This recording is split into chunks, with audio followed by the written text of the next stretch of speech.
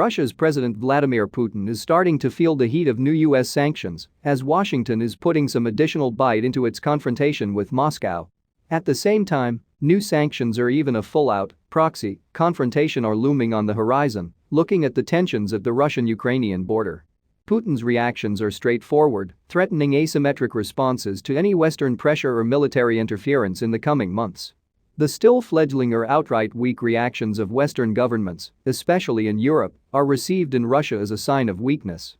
Even though current US-EU sanctions on Russian institutions and oligarchs are taking their toll, the larger picture hasn't changed much. Russia's military buildup on the eastern Ukrainian border, the unilateral decision to block the Black Sea for international shipping and naval forces, in breach with the Montreux Convention, and the threat of increased US sanctions on the NordStream 2 involved parties doesn't seem to have changed Putin's strategic considerations. The global critique about the Russian treatment of Navalny is seen by Moscow as external interference in an internal issue, not to be discussed even during Putin's yearly State of Union address to the Russian people. US President Biden, however, seems not to be satisfied at all with the effects of current sanctions on Russia. New, harsher measures are already planned, even after last week's Washington decision to expel Russian diplomats and bar US banks from buying Russia's sovereign bonds on the primary market. Until now, most US sanctions have been linked to Russian interference in US elections, cyber attacks and its appalling treatment of the political opposition. Moscow's reaction until now has been rather icy. The bear doesn't seem to be impressed by the threat of new sanctions. This reasonably soft Russian approach could, however, change very quickly as Putin's State of the Union address issues asymmetric reactions on all levels if so-called red lines are crossed. For the outside world, however, it's not really clear what those red lines exactly are. Moscow already has indicated that additional Western sanctions or a military buildup in the Ukraine Black Sea arena are a red line. Analysts are now speculating what the Russian reaction to such actions could be.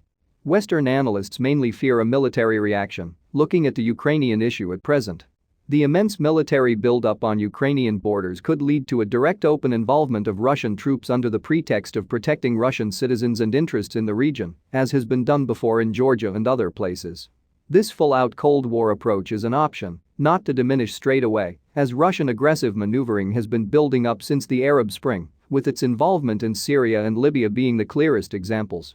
Others are wondering if a possible Russian retaliation could be through blocking oil and gas supplies to Europe and under the US increased energy supply dependency of the EU, and the US increases Moscow's geopolitical leverage. This situation has divided the leading European powers. Germany, for example, is hinting at opening up to Moscow, while France and the UK are taking the opposite approach. Then there's the largely undiscussed nuclear option. Another oil price war. While it may seem counterintuitive to some, Moscow could decide to push down prices in order to hurt international oil and gas companies and independent US shale companies in specific. By taking on the US oil industry, Biden's economic recovery could be dealt some serious damage. Another oil price war could destabilize the entire US shale patch, which is still recovering from last year's oil price implosion. During 2020, Russia has grown to be the third largest oil supplier to the United States, overtaking even Saudi Arabia. Oil analysts have noticed it, but US politicians have turned a blind eye. The power of oil suppliers should not be undervalued, especially not when it's in the hands of a rival world power.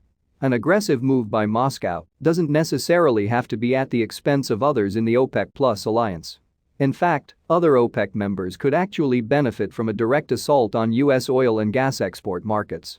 Asian economies such as China or India will not be unhappy with lower oil prices, and Beijing even could be a supporter as it will hurt the US at a time that Washington is expanding its sphere of influence in the South China Sea.